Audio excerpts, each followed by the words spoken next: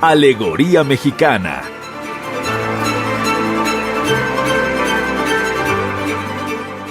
Conoce la alegoría mexicana que se esconde en los proyectos culturales y artísticos de nuestro país. Alegoría mexicana.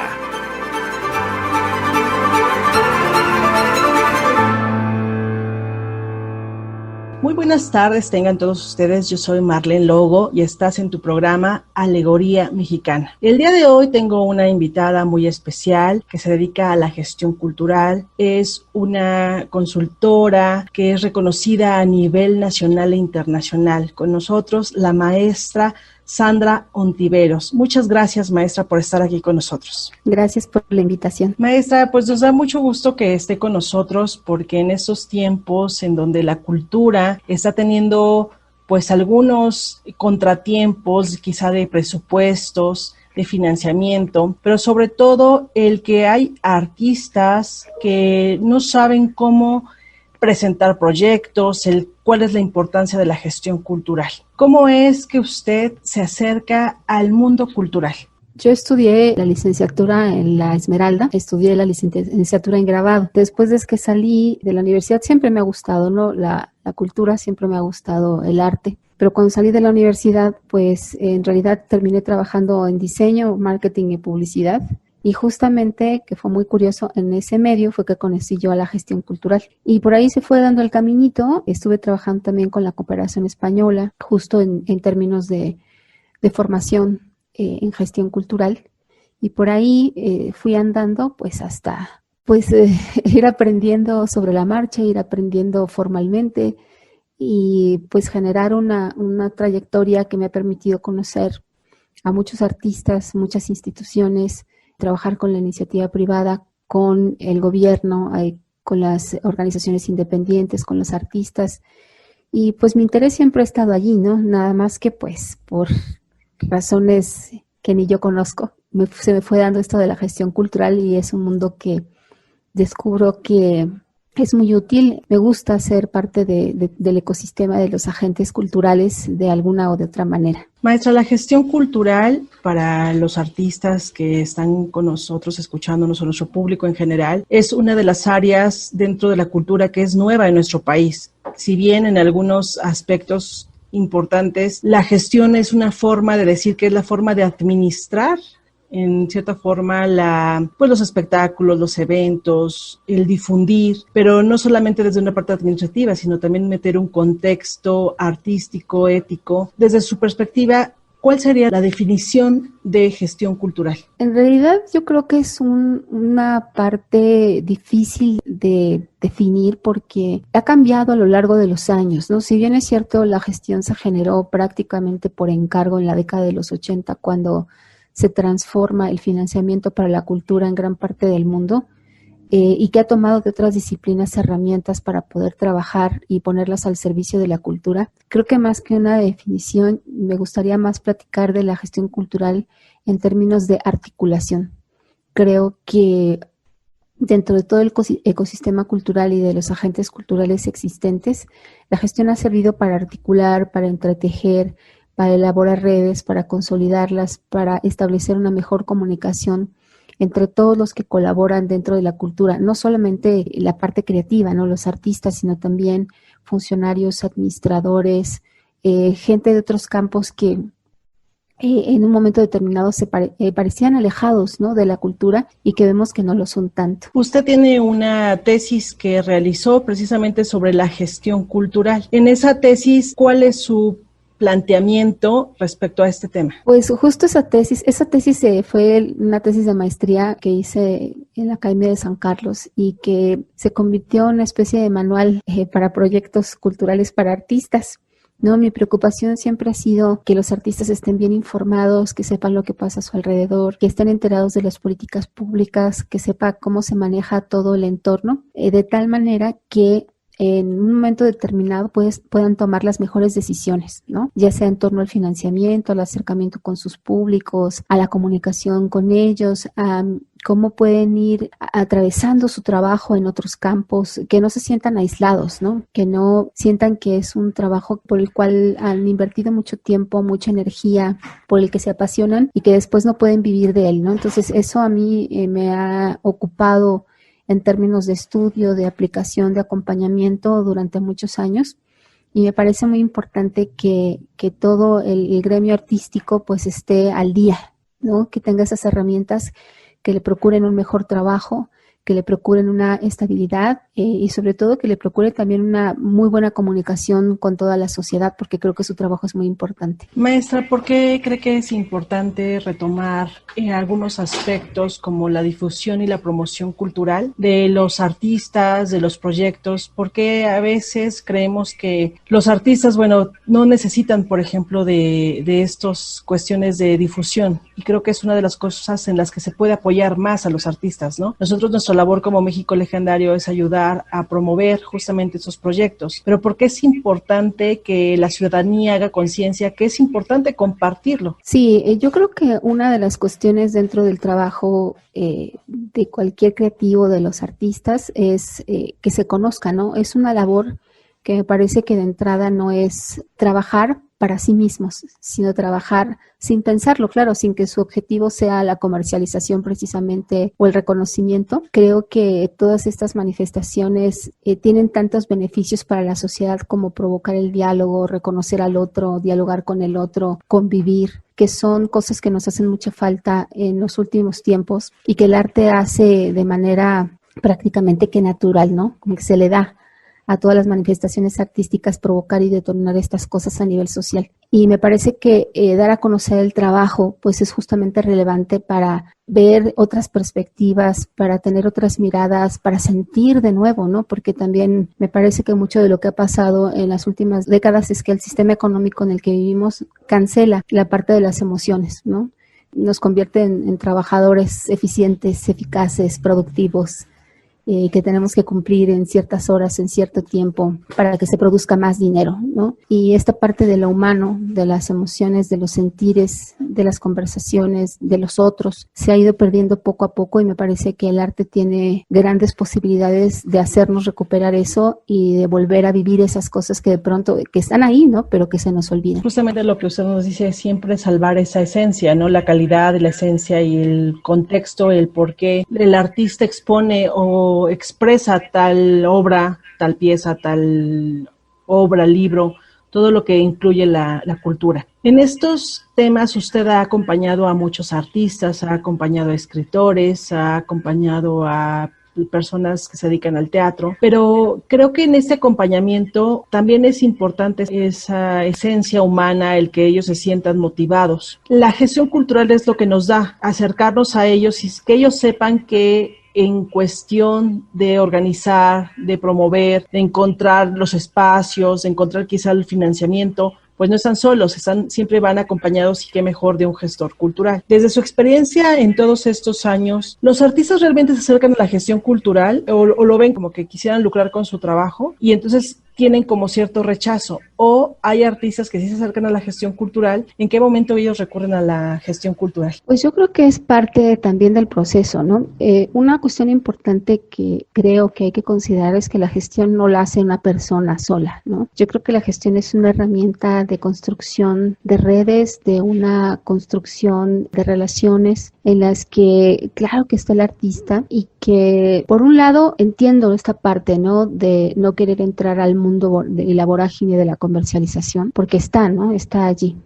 Como decía antes, el sistema económico es una cosa que pesa y pesa mucho, sobre todo el que estamos viviendo ahora y que no es nada amable, ¿no? De esta cuestión sería que los artistas vieran también que lo que hacen es muy importante, pero que también tienen que vivir de algo, ¿no? Y si puede ser de aquello, de lo que están haciendo, pues qué mejor. Entonces, maestra, podemos decir que la gestión cultural es aquella parte de la cultura que nos va a ayudar, en este caso a los artistas, a las obras de teatro, a la gente que se dedica a hacer espectáculos, a de cierta forma ayudar a monetizar. Eso no quiere decir que sea lucrativo, quiere decir que la cultura, para poderse producir, sí necesita de un recurso. Y es aquí donde podríamos entrar. ¿Por qué es tan importante que el artista comience a hacer proyectos quizá no lucrativos, como usted dice, porque al final de cuentas la cultura en algunas partes no es lucrativa, pero sí hacer proyectos que empiecen a monetizarse para no depender del gobierno y de los recursos que a veces están los artistas o las personas que nos dedicamos a la cultura, siempre queremos recibir un apoyo del gobierno, que si bien es un derecho, pero a veces el gobierno no nos lo brinda. Entonces, en esta cuestión, ¿cómo explicar a los artistas de que no todo es el gobierno, sino también puede haber proyectos autosustentables a partir de la gestión cultural? Tiene sus contradicciones, ¿no? Nosotros vivimos en un país que por larga tradición desde el porfiriato ha sostenido una relación de dependencia para con el gobierno. Con el paso de los años, con el sistema económico que tenemos y con la poca importancia que se le ha dado al arte y la cultura dentro de la vida cotidiana, se ha minimizado el papel que tiene para la sociedad y lo benéfico que es la cultura y el arte siempre, ¿no? Pero también el gobierno no ha visto que si tiene recursos insuficientes o no le va a interesar, tampoco ha permitido ni ha abierto vías para que en este sentido la gente que se dedica al arte y a la cultura pueda tener otros modos, ¿no? de financiar lo que está haciendo. A lo largo de los años pues ha habido como intentos de emprendimientos culturales que no se han dado con buena salud, porque no hay financiamiento, no se le ha dado importancia como parte de la canasta básica como ha pasado con Alemania o recientemente en España, ¿no? Sino que se le ve en el discurso, sí, como una parte necesaria para la población, pero en la realidad es de los primeros recortes presupuestales que se hacen son a cultura y educación, que son pilares fundamentales para el desarrollo de cualquier sociedad. Entonces ahí está la contradicción, ¿no? Una cosa es lo que se hace y otra cosa es lo que se dice. Entonces en aras de esto, pues ha costado mucho trabajo que la gente tenga una certeza de lo que va a pasar, ¿no? Siempre está viviendo como en la sorpresa de cuándo va a ser el recorte, de cuánto va a ser el recorte, qué programas se van a cancelar, qué programas se van a abrir, con qué intenciones, bajo qué parámetros. Y yo creo que ahí es justamente donde también se tiene que trabajar, ¿no? Por una comunidad artística ciudadana, informada, crítica, participativa, que no solamente haga lo que hace, ¿no? Sino que haga valer lo que hace. Porque el Estado por sí mismo ya estamos viendo que no está respondiendo ni ahora ni antes, ¿eh? Tampoco es que lo hayan hecho bien siempre, ¿no? Ha habido muchos altibajos y esto, por supuesto, para el desarrollo de la gente que se dedica a este medio, pues le dificulta mucho, ¿no? Tomar decisiones y saber si en realidad va a tener un trabajo o no. Y entonces el arte se convierte en una actividad secundaria y no la primaria de la cual estén viviendo. Esto ha sido sumamente problemático a lo largo de los años. Todavía no se resuelve bien a bien, ni a nivel de propiedad intelectual, ni a nivel fiscal, ni en políticas públicas claras, ¿no? Yo creo que ha habido una desarticulación precisamente de todos estos elementos que bien planteados, conversados largamente y bien articulados, yo creo que podrían llegar a mejores resultados, ¿no? Pero hasta el sol de hoy no se ha dado ni ahora ni antes, ¿eh? Estamos viendo una serie de problemáticas bastante grandes que ahora se hacen muy evidentes, ¿no? Pero que de todos modos existían antes. No es nada nuevo la falta de recurso financiero para el arte y para la cultura. Sin embargo, pues ahora más que nunca me parece que mucha de la comunidad está más informada, que ha puesto los ojos en qué está pasando a su alrededor, cuál es su papel, su intervención y cómo pueden también defender no solamente el cumplimiento de sus derechos culturales como ciudadanos, sino como creadores.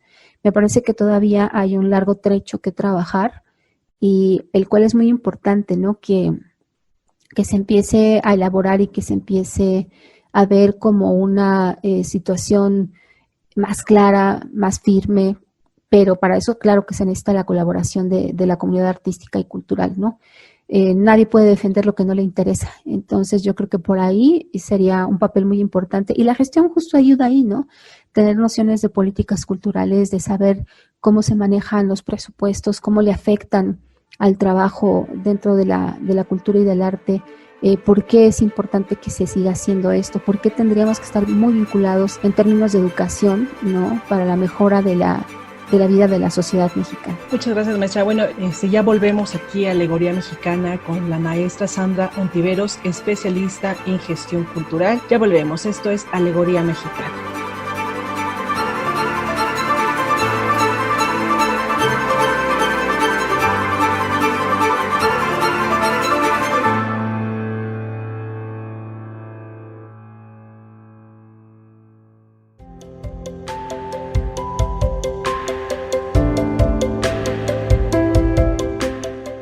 hablar de salud no se trata solo de tener un cuerpo sano, sino también un equilibrio mental, emocional y espiritual. A esto se le llama el arte de sanar. Una serie radiofónica creada para ti que buscas nuevas alternativas. Itzy Dafne te invita todos los lunes a las 12 del día en tu programa El Arte de Sanar, México Legendario, la puerta a la cultura.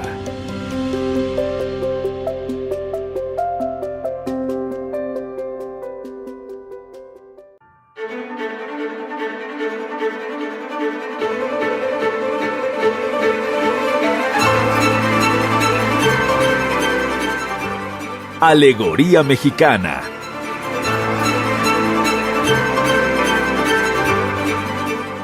Conoce la alegoría mexicana que se esconde en los proyectos culturales y artísticos de nuestro país. Alegoría mexicana.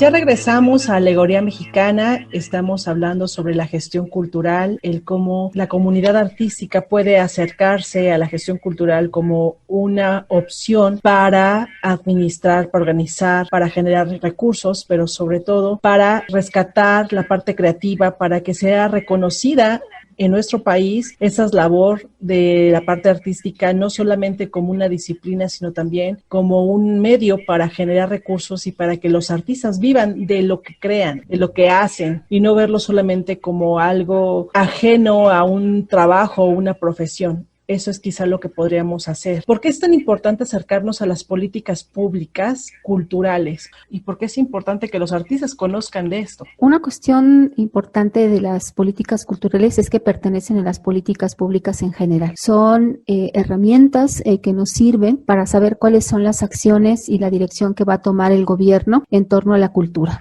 ¿no?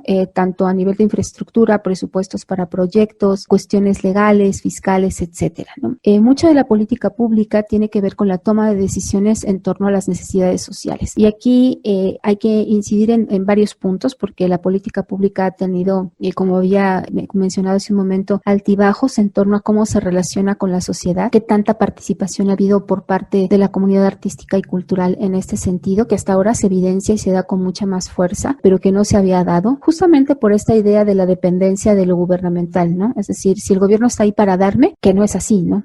Es decir, es una colaboración, es una corresponsabilidad.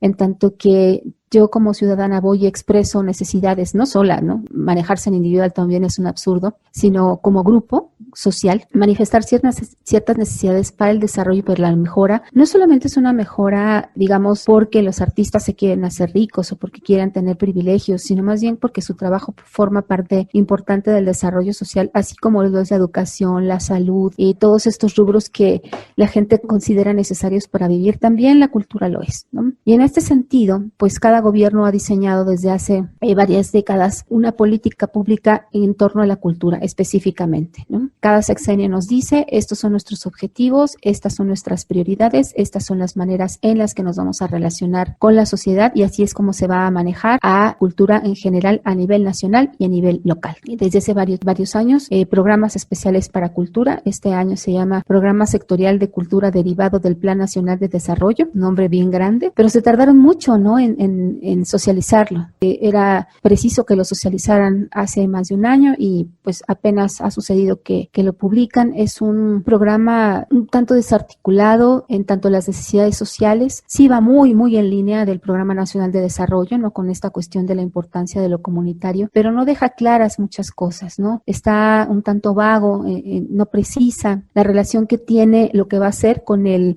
tipo de acciones que va a realizar. No se evidencia que hay una operación, un nivel operativo mucho más claro. Hay muchas dudas, ¿no? En cuestiones fiscales, en cuestiones legales, ¿no? Entonces, además es una especie de extensión de lo que ya viene en el Plan Nacional de Desarrollo, ¿no? No se ve que haya un trabajo de fondo más pensado, más profundo, en el que de verdad intervinieran, pues realmente, y con todo lo que tiene que decir el ecosistema cultural de este país acerca de eso, ¿no? Pues aparentemente hay un cambio. Se dice que hay muchos cambios, ¿no? Pero si uno lo analiza de fondo, pues se parece mucho, si uno hace un análisis de los otros planes de perdón, de programas de cultura, hay cosas que son muy parecidas, ¿no? Que se dicen, pero que en realidad cuando preguntamos, ¿y dónde está el organismo que lo realiza?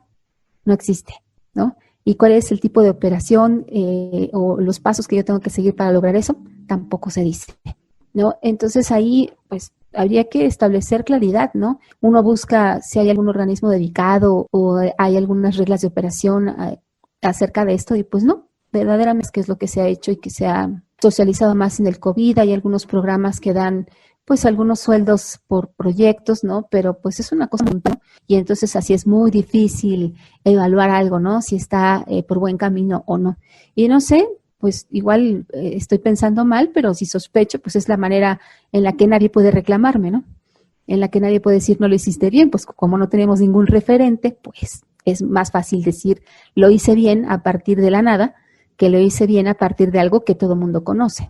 El día de hoy estamos hablando de la importancia de la gestión cultural y sobre todo cómo esta nos va a permitir acercarnos a los financiamientos, acercarnos a plantear proyectos que estén justificados, que estén bien planteados.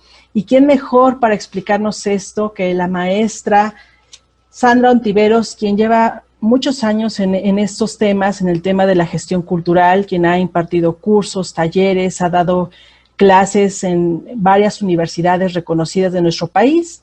Para poder presentar un proyecto ante el gobierno o alguna empresa o a alguna persona interesada en nuestro proyecto, tiene que tener esto una ruta, y esto está muy claro en los proyectos culturales. Y es aquí donde entra la importancia de la gestión cultural y que también hay que poder diferenciar. No necesariamente tiene que ser el mismo artista o el mismo grupo quien se dedique a la gestión cultural. Afortunadamente ya hay personas que se dedican a la gestión cultural como una profesión y que realmente les gusta y que pueden apoyar además a los demás artistas. En su caso, por ejemplo, pues nos ha apoyado a muchos proyectos, ahí me incluyo porque he tomado yo capacitación con usted. Entonces esto permite tener una visión distinta de decir, bueno, es importante la gestión cultural dentro de un proyecto porque se le da orden, se le da coherencia, se presenta de una forma más ordenada. La gestión cultural, por un lado, es la parte administrativa,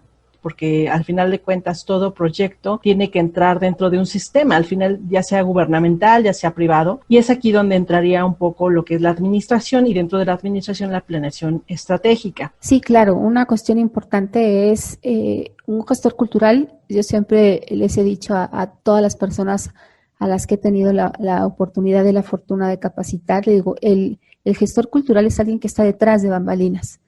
Nunca va a salir a escena, nunca está buscando el protagonismo. Siempre tiene que estar detrás, articulando, motivando, detonando, ¿no? Para que estas cosas salgan mejor. Es también una especie de facilitador, de mediador, de negociador, negociadora, ¿no? Que pues en algún momento determinado se requiere, ¿no? Para hacer muchísimas cosas, pero de ninguna manera se interviene en el proceso creativo. Esa es una cuestión aparte, que lleva sus procesos, que lleva sus tiempos. Maestra, para quienes nos escuchan que quieran entrar a la gestión cultural, quizá desde una forma profesional, o quizá los artistas que están necesitando de ponerle orden a sus proyectos, ¿qué nos recomienda? ¿Algún curso, algún taller que ellos puedan tomar, ya sea que sea gratuito o que tengan que dar alguna remuneración? ¿Qué nos recomienda? En realidad ahorita hay una oferta muy grande, ¿no? Ahorita, sobre todo que todo está en línea, hay una gran oferta en el país de mucha gente que está dando capacitación en gestión. Yo tengo por ahí un cursito del ABC de los proyectos culturales, ese no cuesta, ese está en la plataforma del CENART y lo hablan varias veces al año. Ese ayuda a una aproximación pues muy básica, pero pues ayuda a entender, ¿no? Cuáles son los pasos para presentar un proyecto. Y yo creo que ahí más bien tendrían que ver pues de qué trata más bien el curso, cuántas horas, para que también tengan tiempo de invertir, poder practicar eso que están aprendiendo, desde distintos puntos de vista, cómo se conjugan, trabajan y colaboran las distintas artes. Tenemos de invitada a la maestra Sandra Ontiveros, quien es especialista en gestión cultural, quien tiene una gran carrera en este tema, tanto nacional como internacional, ha colaborado con varios cursos, talleres que ha impartido tanto en México como en América Latina y en otras partes del mundo, y ya sea que sea presencial o vía internet. Afortunadamente contamos con su talento. Ella es mexicana. Muchas gracias, maestra, por estar con nosotros. Sabemos que la gestión cultural, como usted lo decía, es muy reciente, quizá 3 o 4 décadas, estamos hablando de los años 70 hacia acá, quizás sea desconocido, ¿no? Hasta hace unos pocos años ya se están fomentando, pues quizá las licenciaturas, ya diplomados, pero surge un movimiento donde se dice que la cultura no es gratuita, ¿no?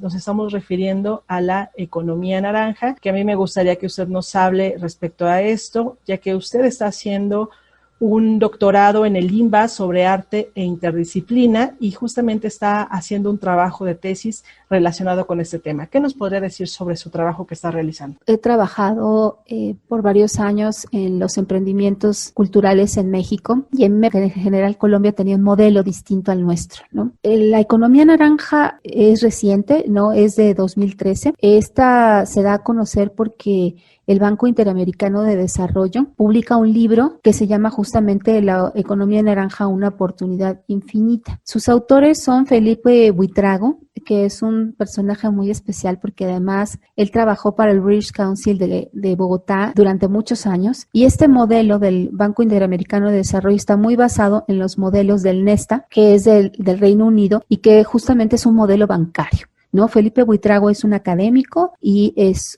una persona que ha trabajado muy de cerca con el British Council durante muchos años y por eso sabe de fondo cómo se maneja. E Iván Duque, que curiosamente ahora es el presidente de Colombia, no me preguntan, yo fui el año pasado a ser parte de la investigación allá, nadie lo quiere, ¿no? Justamente por eso, porque dice que quiere comercializar todo y que tiene el descaro de comercializar hasta la cultura. Ellos dos son los que publican. En realidad, según mi punto de vista y hasta donde yo investigué, pues el que escribe de verdad, pues la esencia del libro, pues es Felipe Buitrago. Y lo que pasa es que la economía naranja es una postura en la cual se argumenta que la creatividad, las artes y la cultura son materia prima, ¿no? Para el desarrollo económico de cualquier país. Y está muy relacionada con los derechos de propiedad intelectual, en especial con el derecho de autor. Y tiene una función directa en una cadena de valor creativa. Esto es que se empiezan a estudiar los procesos de desarrollo de ciertos productos y servicios que devienen de esa cadena creativa y que posibilita que toda esta creatividad, el arte y la cultura se vincule con otros terrenos que no son necesariamente creativos, pongámoslo entre comillas, y además está muy vinculado con el desarrollo de la tecnología. En este modelo, pues se trata de que, por ejemplo, en el caso de los artistas, pues reciban una capacitación en torno a cómo se desarrolla una empresa, cuestiones administrativas, y se desarrolle también una capacitación en torno a la tecnología para poder desarrollar sus productos y servicios en vinculación con otros agentes que posibiliten que ese producto final pues sea alcanzable a otros consumidores, a otros públicos de manera mucho más global, ¿no?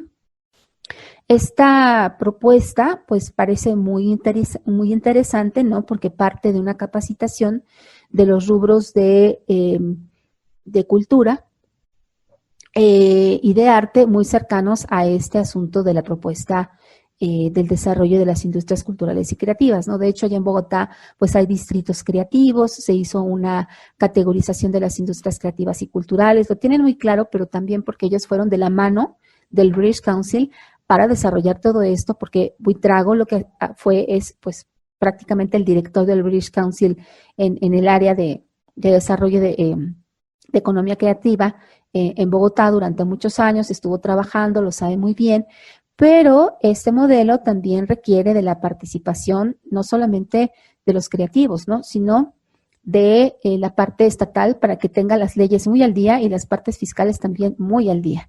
Y por otro lado, de la iniciativa privada para que sean capaces de ver más allá y de atreverse a invertir en este tipo de emprendimientos culturales y creativos.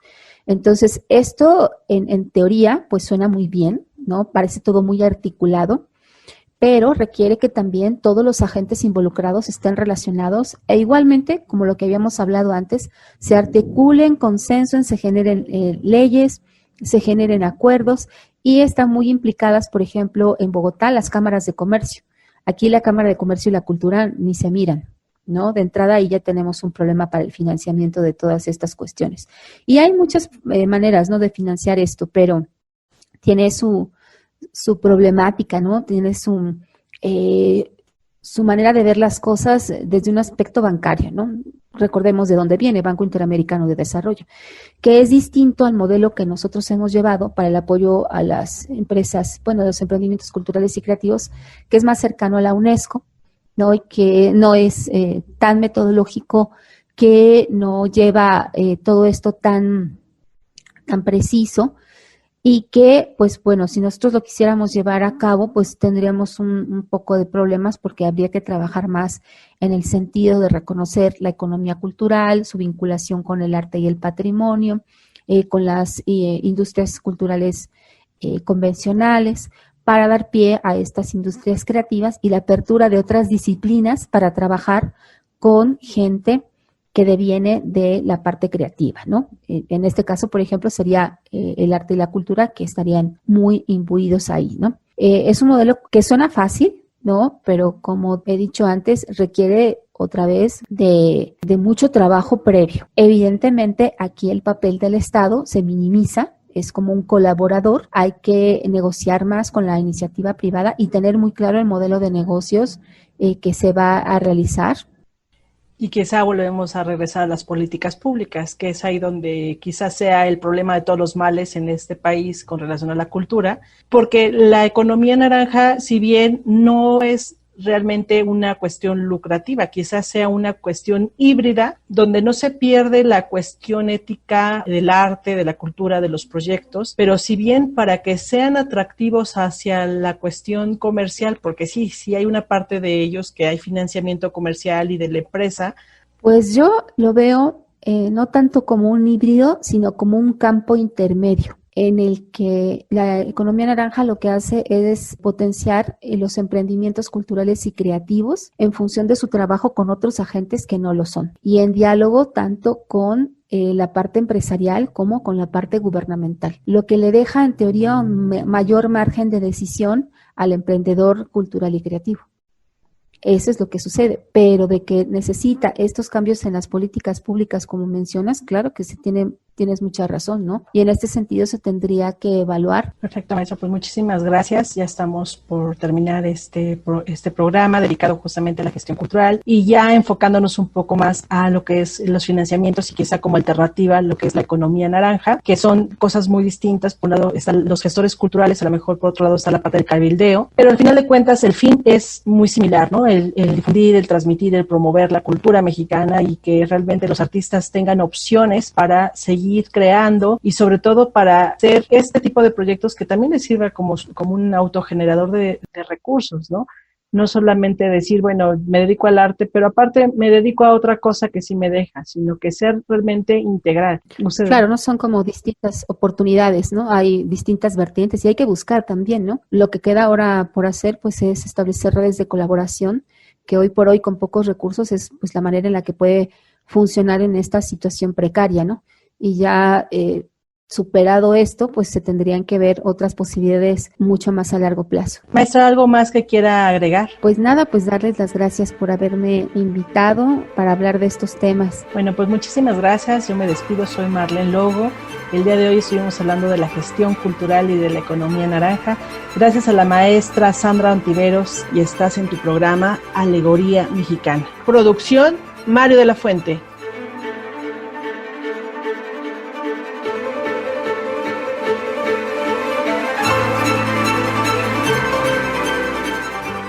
Alegoría Mexicana.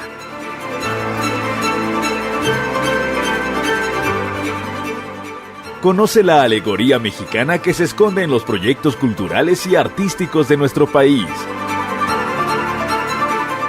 Alegoría Mexicana.